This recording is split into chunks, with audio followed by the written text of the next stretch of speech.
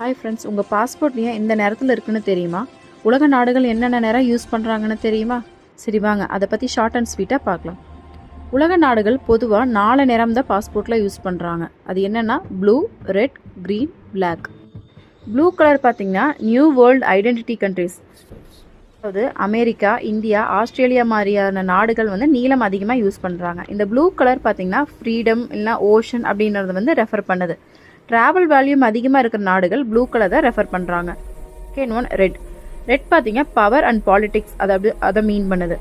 European countries எல்லாமே red colour தான் use பண்ணுறாங்க. ஏன்னா அது அதிகாரம் ப்ளஸ் அரசியல் வரலாற்று சின்னம் அப்படின்னு கருதுறாங்க. கம்யூனிஸ்ட் கண்ட்ரிஸ் வச்சிருக்கிற நாடுகள் அதாவது ரஷ்யா, சைனா மாதிரி நாடுகளும் ரெட் தான் யூஸ் பண்ணுறாங்க. Green colour religious and regional ஐடென்டிட்டின்னு சொல்லலாம். அதாவது இஸ்லாமில் பச்சை நிறம் புனித நிறமாக நினைக்கிறாங்க. So Saudi Arabia, Pakistan, Morocco எல்லாமே பார்த்திங்கன்னா பச்சை நிறத்தில் பாஸ்போர்ட் வச்சுருக்காங்க.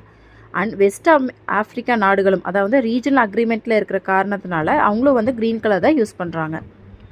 ஃபைனலி பிளாக் கலர் பார்த்திங்கன்னா ஒரு ப்ரிஸ்டீஜ் ஐடென்டிட்டியாக நினைக்கிறாங்க. நியூசிலாந்து, ஜாம்பியா மாதிரியான நாடுகள் பார்த்திங்கன்னா கருப்பு நிறம் வச்சுருக்காங்க. இதை ப்ரீமியம் லுக் தர்றதுனாலையும் அண்ட் செக்யூரிட்டி பர்பஸ்க்காகவும் இந்த பிளாக் கலர் சூஸ் பண்ணி பயன்படுத்துகிறாங்க.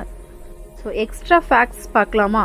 ஒரு டிப்ளமேட்டிக் பாஸ்போர்ட் அதிகமாக பார்த்தீங்கன்னா பர்கண்டி அல்லது மெரூன் கலரில் தான் இருக்கும்.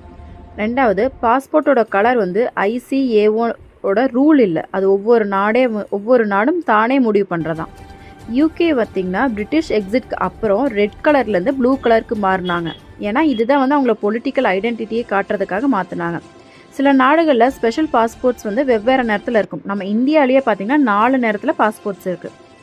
ஷார்ட்டாக சொன்னால் ஒவ்வொரு நேரத்துக்கு பின்னாடியும் ஒரு நாட்டோட வாழ்க்கை கதை இருக்குது.